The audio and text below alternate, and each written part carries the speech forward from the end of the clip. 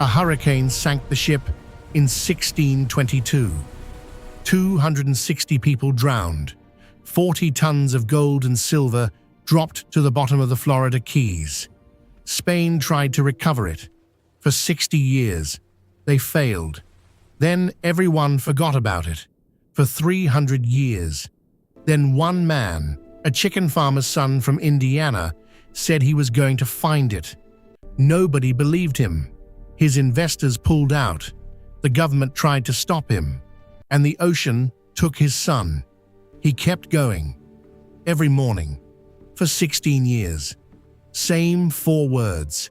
Today's the day. His name was Mel Fisher. And the treasure he was looking for was worth $450 million. He found it. On the 10th anniversary of the day, his son drowned.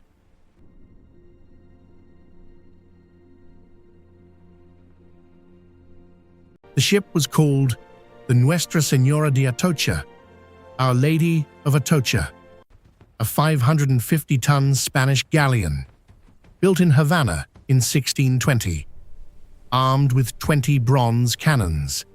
She was the Almiranta, the rear guard, the last ship in the convoy, carrying the heaviest weapons and the richest cargo. On September 4th, 1622, she left Havana as part of a 28-ship fleet sailing home to Spain.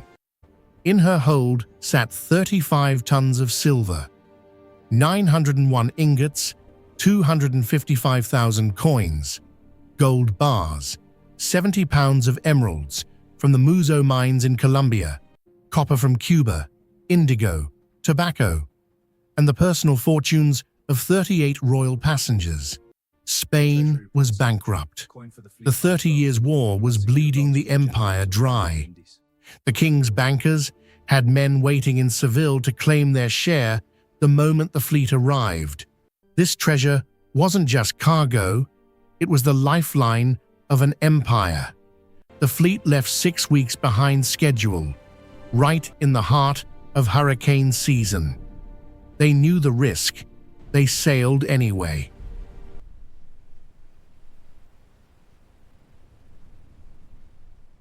On September 5th, the hurricane hit. The winds came from the northeast, stacking enormous waves on top of the northward-flowing Gulf Stream. Crewmen scrambled into the rigging to take in sail, and the ends of the yard arms dipped into the ocean as the ship rolled. Green water roared across the deck. Passengers huddled below, praying. That night, the wind shifted south. The hurricane drove the entire fleet north, straight into the Florida Reef line. The lead ships made it past the dry Tortugas into deep water. The Atocha did not. Her crew dropped anchors into the coral face, trying to hold the ship off. A wave lifted the galleon and in the next instant slammed it down onto the reef. The mainmast snapped. Water poured through a gaping hole in the bow. The ship went under in minutes. 55 feet of water, and 260 of the 265 people aboard drowned. 5 survivors, 3 sailors and 2 enslaved men, clung to the stump of the mizzenmast through the night. 40 tons of treasure disappeared into the sand.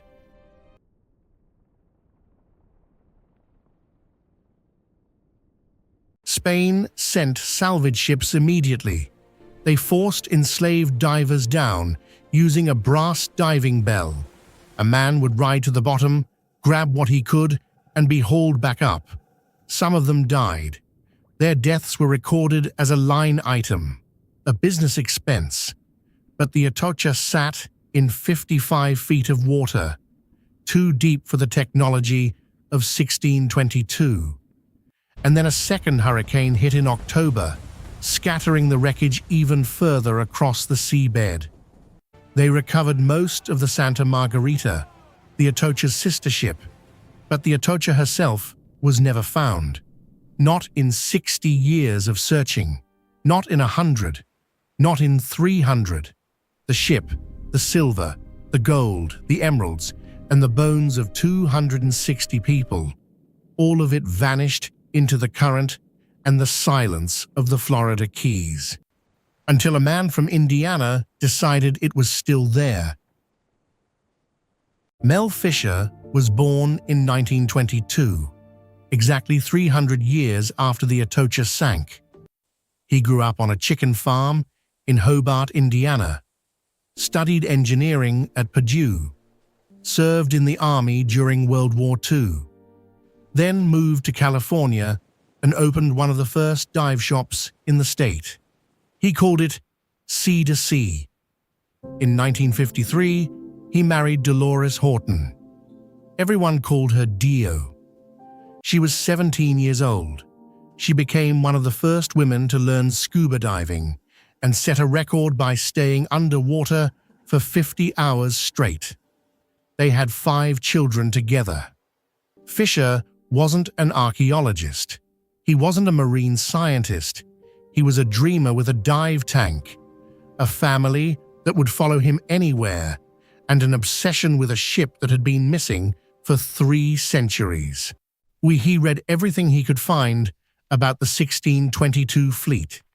He studied the Spanish manifests. He traced the hurricane's path. And he decided, with no institutional backing, no academic credentials, and no experience in deep-water salvage, that he was going to find the Atocha.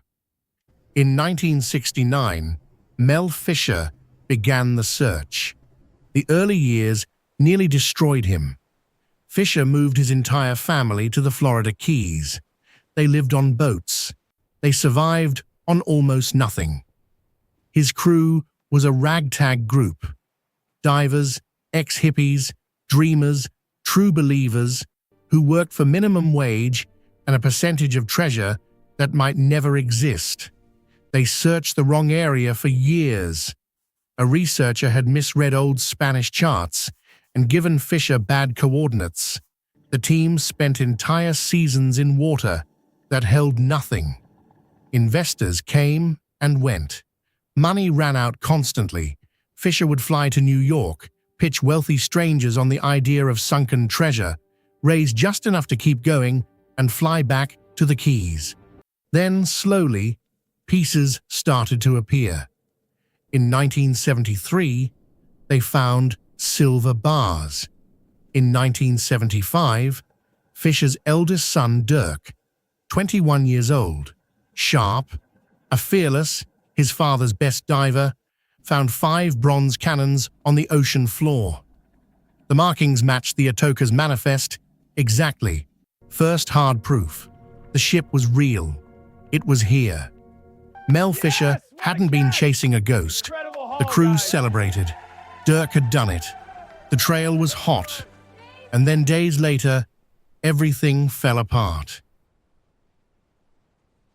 On July 19th, 1975, Dirk Fisher, his wife Angel, and diver Rick Gage were sleeping aboard the salvage boat, North Wind. It was anchored at the dive site. 11 crew members were all asleep below deck. Sometime before dawn, a bilge pump failed. Water silently filled one side of the steel hull. The 60-foot converted tugboat rolled over without warning. Dirk was 21. Angel had just celebrated her 25th birthday, 2 days earlier. Rick Gage was 21. All 3 drowned in the dark. 8 survivors clung to the overturned hull until help arrived at daylight. Mel Fisher buried his son and his daughter-in-law. He took a few days off. Then he went back to the water. Same ocean, same search, same 4 words every morning. Today's the day. Most people would have quit. Mel Fisher didn't quit. He couldn't. The Atocha had taken his son. Walking away would mean Dirk died for nothing. So he kept searching, year after year, morning after morning. Today's the day.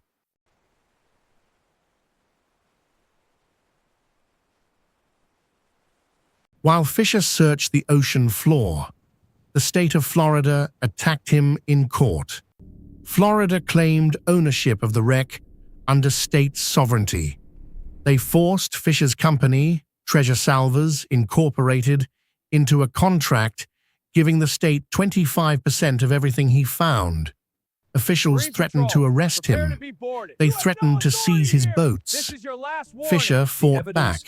He hired lawyers he couldn't afford. He borrowed money he didn't have. The case climbed through the federal court system, magistrate, district court, court of appeals, all the way to the United States Supreme Court. On July 1st, 1982, the Supreme Court ruled 5-4 in Fisher's favor. The treasure belonged to Treasure Salvors, not to the state of Florida, not to the federal government, no, to the man who had spent over a decade in the water looking for it. Mel Fisher had won the legal war, but he still hadn't found the mother lode. 3 more years of searching, 3 more years of nothing, 3 more years of today's the day, July 20th, 1985. 10 years to the day since Dirk drowned. Fisher's son Kane was aboard the salvage boat Dauntless. The divers went down to the ocean floor, and what they found stopped everyone cold. Silver bars, stacked in rows, gold chains, emeralds, coins by the thousands, piled on the seabed like someone had dumped a vault, the mother lode. Kane Fisher grabbed the radio and called headquarters on the Florida coast. Put away the charts. We found the main pile. 40 tons of gold and silver, 114,000 silver coins, 1,000 silver ingots, Colombian emeralds, some of the finest ever found, gold bars, gold chains, gold discs, estimated total value, $450 million, 16 years of searching. And then the ocean gave it up on the 10th anniversary of the worst day of Mel Fisher's life. The date wasn't a coincidence to the crew.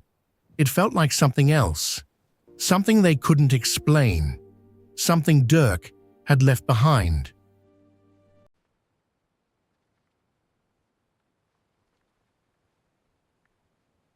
The recovery took years. Divers worked the site piece by piece. Silver coins blackened by centuries of salt water, emeralds still glowing green after 400 years underwater, gold that looked like it had been dropped yesterday. Fisher opened a museum in Key West, the Mel Fisher Maritime Heritage Museum, then another in Sebastian, Florida. Tourists came from around the world. You could walk in and hold a coin minted in 1622. You could buy one, but Fisher never stopped diving, even after the mother lode, even after the court victory, even after the museums. He kept going back to the water. Because the stern castle of the Atocha, the captain's quarters, where the most valuable cargo would have been stored, was never found. 300 silver bars, 8 bronze cannons, the finest emeralds, all still missing. And Mel Fisher died on December 19th, 1998. He was 76. He never found the stern castle. As of today, the wreck site is still being worked. New artifacts are still being pulled from the sand, 400 years after the Atocha went down. The search Mel Fisher started has never stopped.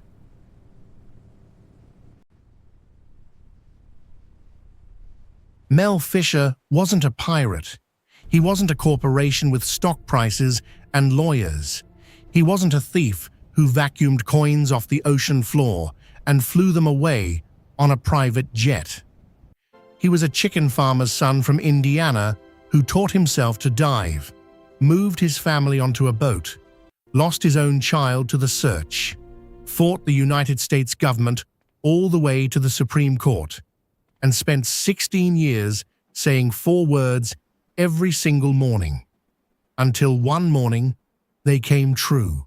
The Atocha sat on the ocean floor for 363 years, through hurricanes, through wars, through 3 centuries of silence. Spain couldn't find it. No technology could reach it.